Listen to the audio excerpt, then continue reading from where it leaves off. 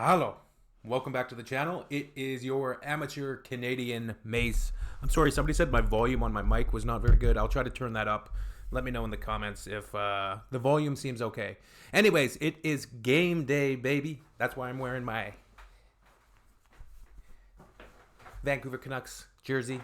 If there's any hockey fans out there watching, you know how it is. NHL playoffs started yesterday and game one tonight. Ooh, I'm excited. There's been some incredible, there is some incredible German hockey players, actually. One of the best players in the National Hockey League right now, Leon Draisaitl. Some other notable players I can think of, Marco Sturm, Johan Hecht, Uwe Krupp. There was actually a defenseman on the Canucks, Christian Ehrhoff, when they went to the Stanley Cup Finals. I think he's retired now. Because he would be too old to still be playing. But I think he did play a couple years in the German Pro League. That's interesting, actually. I should look into that German Pro League. I don't know what it's called. But anyways, apologies for rambling. I'm sorry. But such is YouTube. German laws. 6 surprising things that are forbidden in Germany from the Meet the Germans channel. Let's check it out. The last video was illuminating and interesting and enlightening when we learned about some different German laws that definitely surprised me, like you're not allowed to take home the urn, like the ashes home, and the making noise thing on the weekends and past a certain time made a lot of sense to me. Anyways, there's quite a debate in the comment section actually on the video of the German police officer who was chastising and ticketing those people that were taking photographs of, the deceased person on the edge of the highway.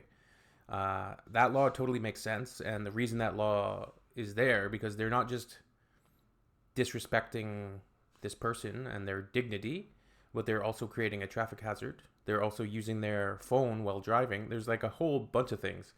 And there was somebody that argued that, they're back to their old, and they made a really, really false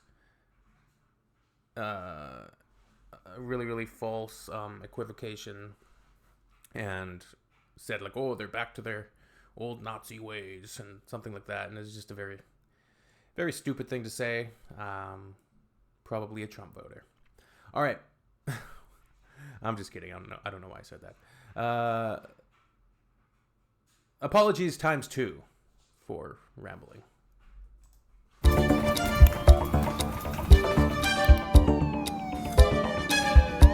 Stehen bleiben, Polizei! Do you want to stay on the right side of the law in Germany? Yes. Well, here are a few things you probably didn't realise are banned here. Several times a year, on so-called silent days, dancing in public is forbidden in Germany. Dancing in public is forbidden? What did she say? The dance ban is most strictly enforced on Good Friday, one of the most important dates in the Christian calendar. The exact times of the ban vary between states, and in some places it's also forbidden to have sporting events, move house, or show particular films. But it's not Good Friday. No, but it is Sunday, and every Sunday is a quiet day. The law states you can only do DIY if it doesn't involve any drilling, hammering, or banging. So I guess that leaves gluing? Other forbidden activities include playing loud music, recycling glass, and... So we already saw this law, and I guess this one makes sense. Like, it's more of a bylaw. I suppose we have these laws here in Canada, but they're more so bylaws. So somebody might call the police if the bylaw officer is not working, and the police might come and ask you to stop making noise, but they really couldn't arrest you or anything like that. Or skateboarding noisily in a residential area. Don't even think about mowing your lawn. These rules usually apply on public holidays too, as well as certain times of the afternoon. I was actually at my parents' house recently, and there was somebody mowing the lawn at like 6:30 in the morning on a Saturday, and it was annoying. We're trying to have like breakfast, and there's like somebody mowing the lawn next door. Like, really? And evening, depending on regional law.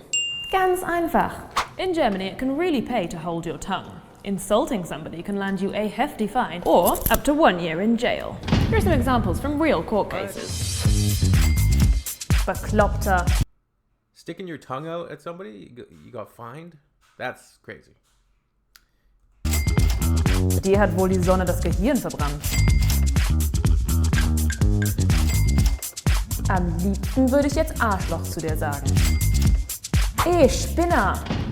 The more you earn, the more you pay. A professional footballer recently received a €25,000 fine for insulting a pensioner in a car park. Germans are extremely obedient when it comes to pedestrian crossings, and no wonder. Walking across the street when the light is red could land you an on-the-spot fine of €5 to €10. New drivers can even have their probation period extended by 2. Is there like... You've probably seen the phenomenon of Karens online. And just people freaking out at restaurants or places of work and businesses. But the Karens have turned into quite the online phenomenon. Is there like...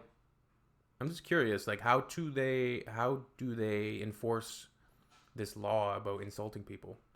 Is it kind of on a case-by-case basis? Because there's got to be German people having big arguments and insulting each other all the time, right? But I guess it 2 years for walking over on red. You know, sometimes I think Rachel's a bit boring. Wouldn't it be great to be called something cool like Princess Asparagus? Right, the baby naming. Hold it right there. You can't name your baby Superman or Adolf or some other things.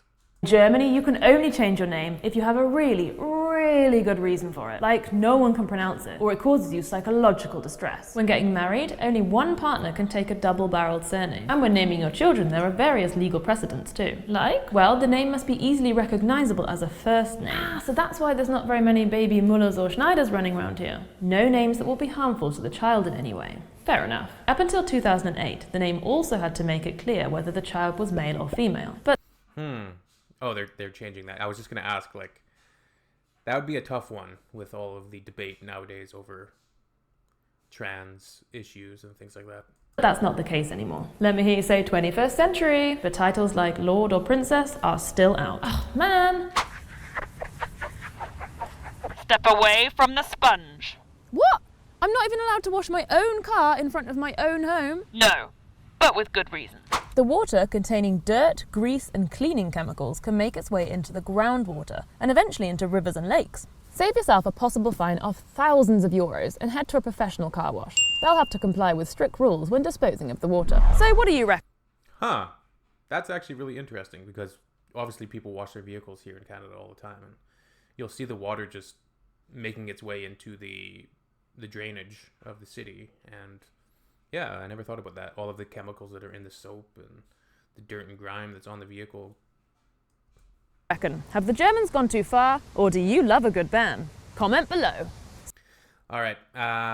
Cool. That was interesting again. Illuminating. I like it. I like it. German accent. How can I do a German accent? I don't want to insult people. So it's probably better to just not try. I could do something that would be like a parody. The weather. Like Arnold Schwarzenegger is Austrian, right? And he's got a very famous accent. Let me see. The weather today. Oh no. How do you say goodbye again, or until we meet again? Auf Wiedersehen. Wiedersehen? Auf Wiedersehen. Anyways, tschüss. Verabschiedung. Failure. Such is life. We are what they grow beyond.